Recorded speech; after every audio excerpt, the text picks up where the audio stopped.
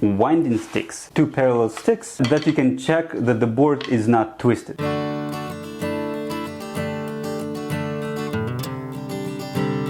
And basically what winding sticks do, you put winding stick on one side, put on the other side, and you try to observe. I put two sticks, both of them in the center. There's like this dot representing the center. What I'm trying to do now is to see whether both sides on the other end will disappear at the same time. And this side disappeared, but this side is actually higher.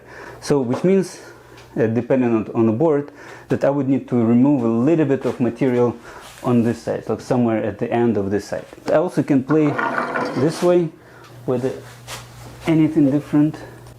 Okay, this board surprisingly is super good.